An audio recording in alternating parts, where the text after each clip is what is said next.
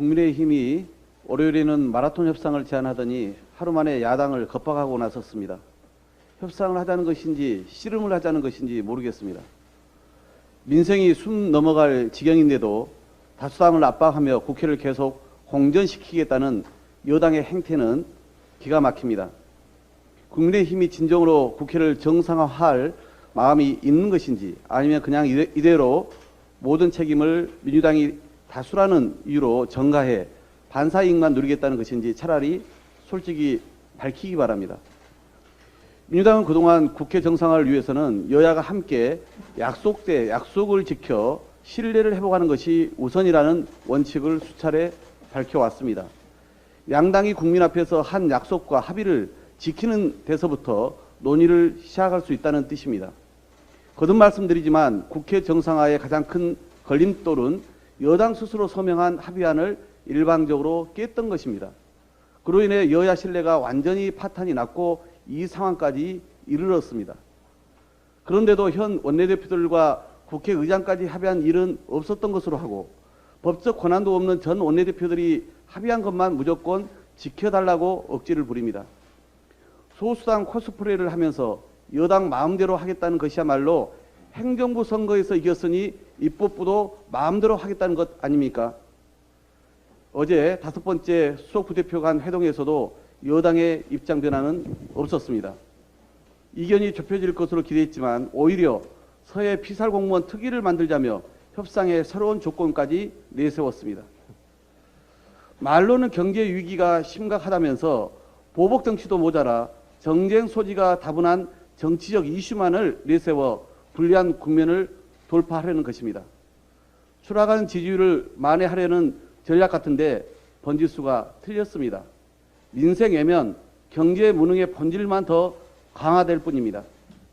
국회 정상화가 국정 정상화의 첫 단추임을 다시 한번 강조합니다.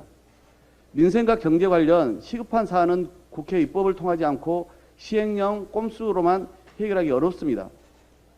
국정 운영을 책임지는 여당이 민생 회복이 아니라 지금처럼 엉뚱한 곳에만 노력을 쏟는다면 민생 안정과 경제 회복은 요원할 수밖에 없습니다.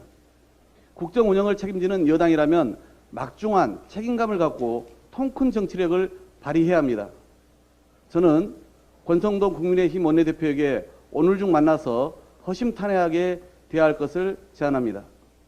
집권 여당이 입법부의 정상화, 즉 국회 개혁과 여야 관계 회복이라는 기본 원칙 앞에 과연 조금이라도 진정성이 있는지 확인하겠습니다. 민주당은 여야 합의로 국회 정상화를 이뤄내고 조속히 민생 안정을 도모할 수 있을 때까지 끝까지 인내심을 갖고 협상에 임하겠다는 말씀을 드립니다.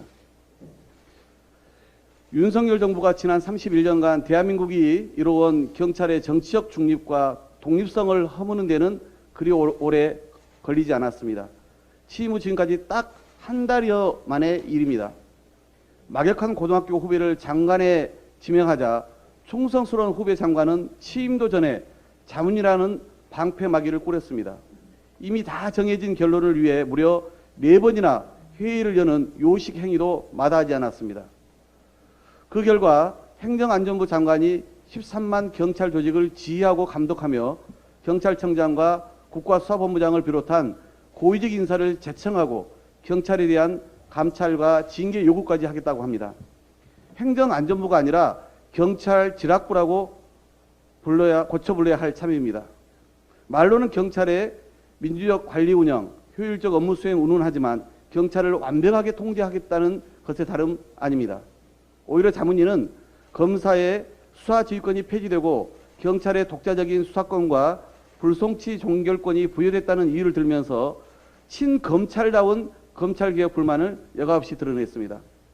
국민의 절반 가까이가 반대하고 있습니다. 국가경찰위원회를 비롯 전국의 경찰 또한 반발하고 있습니다. 윤 정부의 시도는 행안부 장관 사무에서 치안 사무를 삭제한 정부조직법 개정 취지를 무력화하는 유언적인 발상입니다. 벌써부터 정권의 눈치 보기가 시작된 것 같습니다.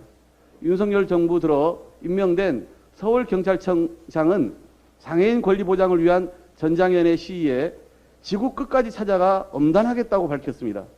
어제는 행안부의 요구에 따라 경찰 고위직인 치안감 전보 인사를 단행한 뒤 불과 몇 시간 만에 인사 내용을 수정하는 초유의 일도 벌어졌습니다. 치안관 인사는 대통령 재가 사안이라는 점에서 문제가 심각합니다. 경찰권 장악에 대한 경찰의 정당한 반발을 인사로 무력화시키겠다는 의도이며 명백한 보복성 인사입니다. 대통령실과 이상민 행안부 장관은 초유의 인사사태에 대해 누구 지시로 이루어졌는지 해명해야 합니다. 윤석열 정부의 경찰 권력 장악이 현실화되면 경찰은 또다시 정권의 하수인이란 오명을 쓰게 될 것입니다. 윤석열 대통령이 민중의 지팡이를 정권의 지팡이로 삼는다면 국민이 용납지 않을 것입니다. 행안부 장관에도 경고합니다. 국민통합과 민생을 챙겨야 할 윤석열 정부가 위법적 경찰 장악을 끝내 강행한다면 민주당은 비상한 조치를 취할 것임을 분명히 밝혀둡니다.